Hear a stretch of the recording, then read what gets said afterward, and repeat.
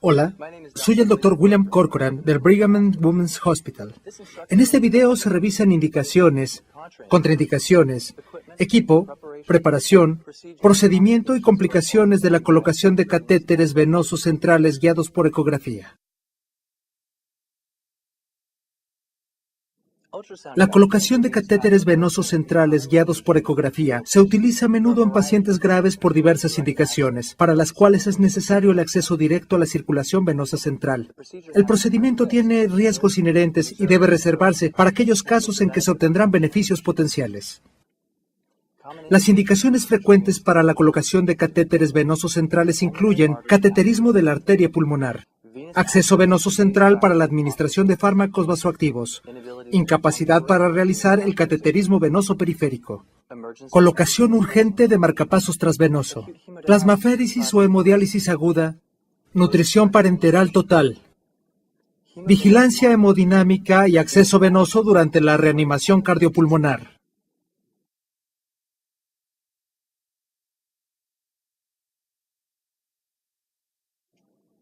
Hay múltiples contraindicaciones que incluyen paciente que no puede cooperar, infección en el sitio de inserción, sospecha de lesión a la vena cava inferior o en el sitio de introducción del catéter venoso, coagulopatía, distorsión de las referencias anatómicas, incapacidad para tolerar un neumotórax ipsolateral o la presencia de neumotórax o hemotórax contralateral, fractura ipsolateral de costilla o clavícula o la incapacidad de tolerar la posición de Trendelenburg.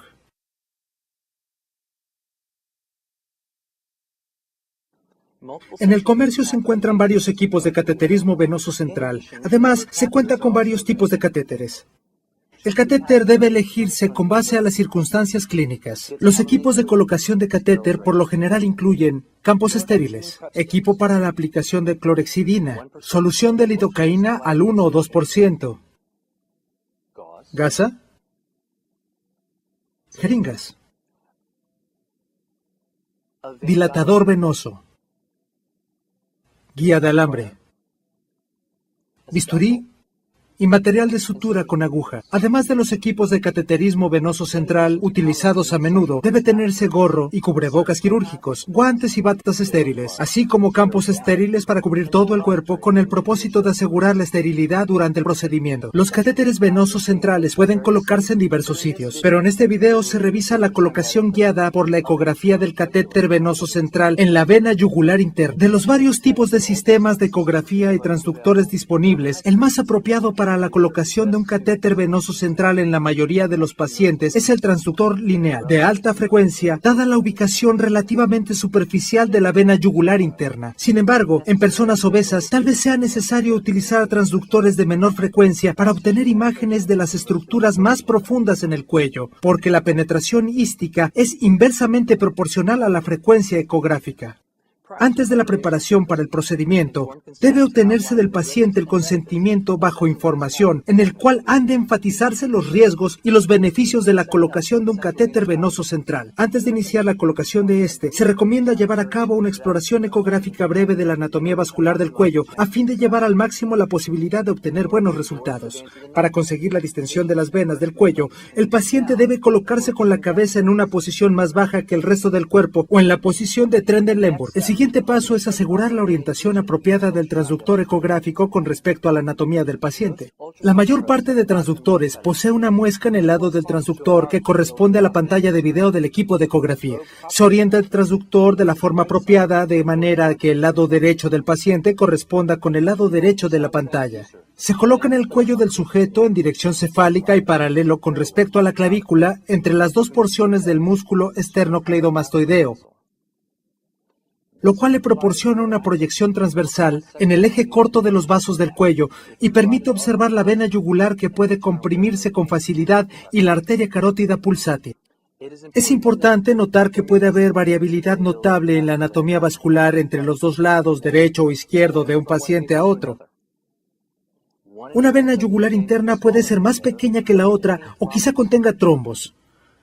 También es importante apreciar la forma en que la posición de la cabeza afecta las posiciones relativas de la vena yugular interna y la arteria carótida.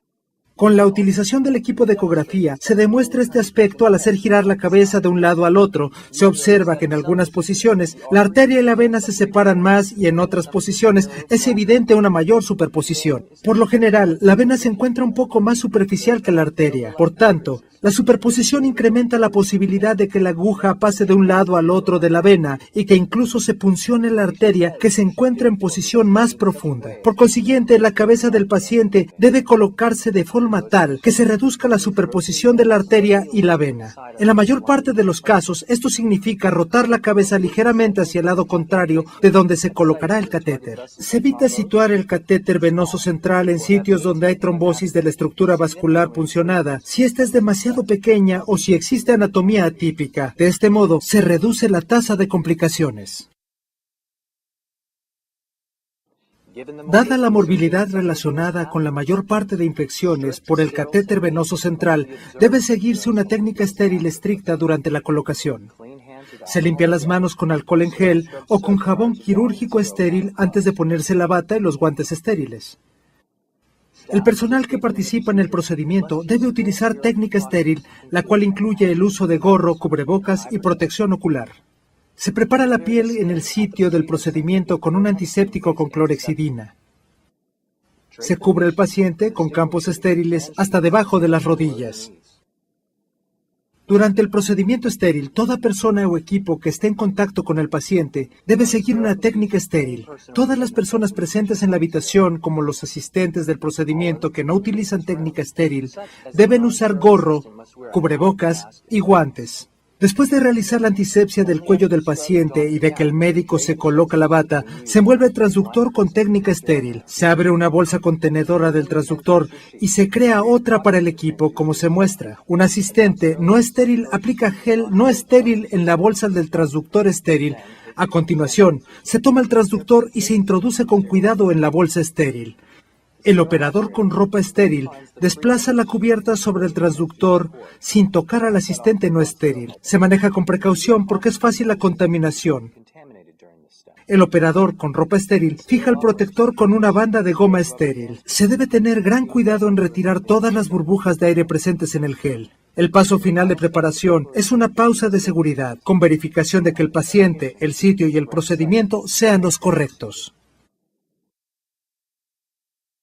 Si el paciente no ha recibido anestesia general, se anestesia el sitio de inserción con lidocaína al 1%. A continuación, se coloca una pequeña cantidad de gel estéril en el cuello del sujeto para permitir el acoplamiento acústico entre el transductor ecográfico y la piel del enfermo. A continuación, se coloca el transductor en el cuello del paciente para lograr la misma proyección de eje corto de los vasos del cuello que se obtuvo durante la exploración ecográfica previa. El objetivo de la proyección ecográfica corta es mantener el transductor perpendicular con respecto a la dirección de los vasos del cuello. Se explora el cuello hasta que se establezca la posición de dos estructuras oscuras en el centro de la pantalla. Estas dos estructuras corresponden a la arteria carótida y la vena yugular interna. Recuérdese que el líquido simple y la sangre se observan de color negro en la ecografía, mientras que los tejidos blandos se visualizan en varios tonos de gris. Una vez ubicadas las dos estructuras vasculares, se optimiza la imagen al ajustar la ganancia y la profundidad de la imagen. Se incrementan o se disminuyen los detalles, como la distancia o la ganancia general, hasta que se obtenga una imagen nítida y brillante. Se utilizan las flechas de profundidad para ajustar la profundidad de la imagen. El objetivo es colocar las estructuras de interés en el centro de la pantalla con todo el contraste posible entre las estructuras vasculares y el resto de las anatómicas. Después, se aplica presión suave del transductor sobre el cuello del paciente. En condiciones normales hay compresión de la vena yugular interna, mientras que eso no ocurre con la arteria carótida. Si la vena no se comprime por completo, quizás se encuentre trombosada o tenga algún tipo de anomalía. A continuación, se obtiene una imagen Doppler de flujo de color y un trazo Doppler de la onda de pulso con el propósito de distinguir con claridad entre la arteria carótida y la vena yugular interna. La onda del pulso Doppler de la vena yugular interna muestra un trazo multifásico de baja velocidad con variación notable con la respiración, mientras que el estudio Doppler de la arteria carótida muestra una forma pulsátil característica de alta velocidad. Debe obtenerse una proyección de eje corto de los vasos del cuello con la vena yugular yugular interna en el centro de la pantalla. Al sostener el transductor ecográfico con una mano, con la mano contraria, se dirige una aguja de calibre 18 para el cateterismo de la vena yugular interna.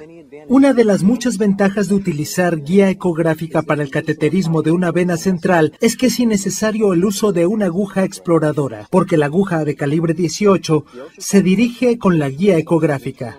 El transductor se coloca de forma tal que la vena yugular interna permanezca en el centro de la pantalla. Obsérvese que dicho centro corresponde con el centro del transductor ecográfico.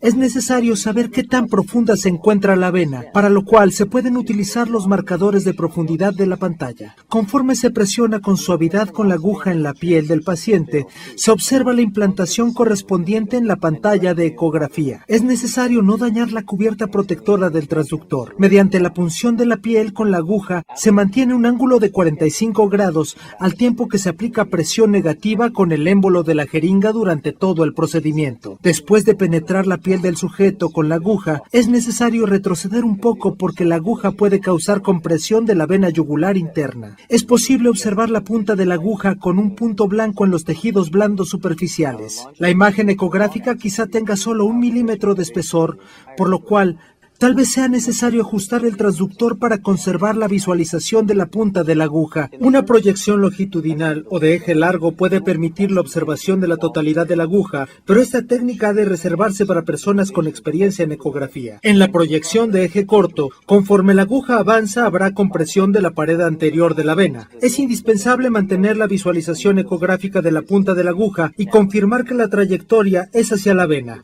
Por último, conforme la aguja pasa hacia la luz de la vena, habrá reexpansión de la vena y se observará la punta de la aguja ahora en la luz de dicha vena. Se confirma la posición correcta mediante la aspiración de sangre venosa. Si no se aspira la sangre con facilidad, quizá la aguja pasó a través de las paredes anterior y posterior de la vena. Cuando esto ocurre, se retira la aguja con lentitud hasta que se aspira sangre sin obstáculos.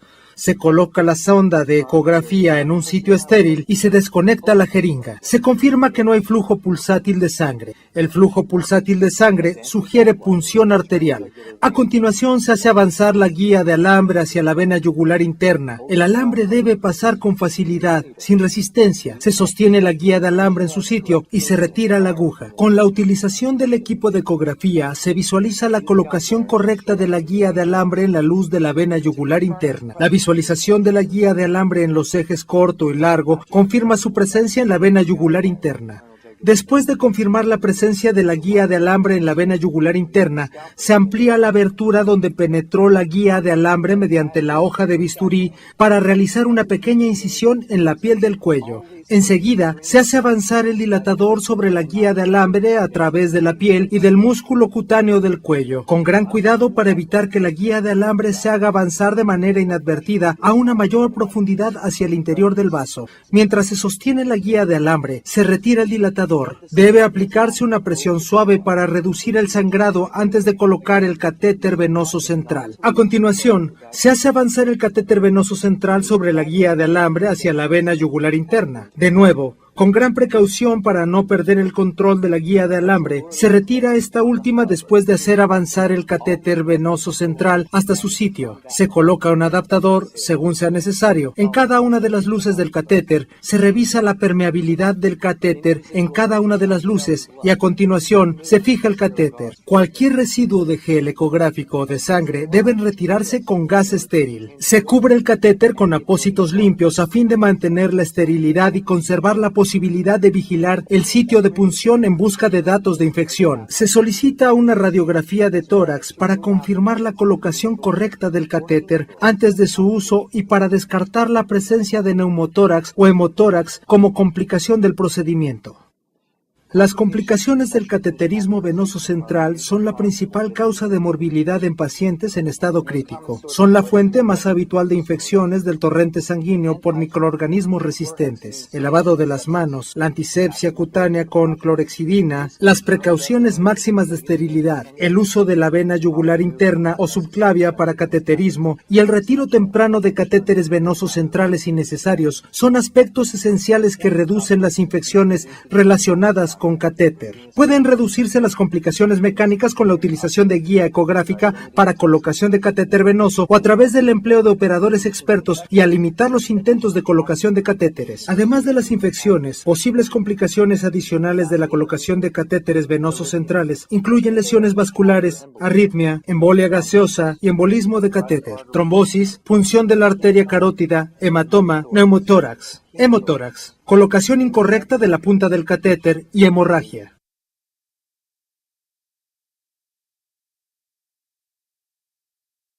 La técnica recomendada para la colocación de catéteres venosos centrales es con el uso de guía ecográfica. Sin embargo, el éxito depende de la habilidad, la experiencia y el conocimiento de la anatomía del cuello por parte del operador. El uso de ecografía para la colocación de catéteres venosos centrales ha demostrado ser una intervención eficaz que mejora la seguridad del paciente, reduce las complicaciones y disminuye las fallas en la colocación. Gracias por observar este video de procedimiento del Tratado de Medicina Interna de Harrison.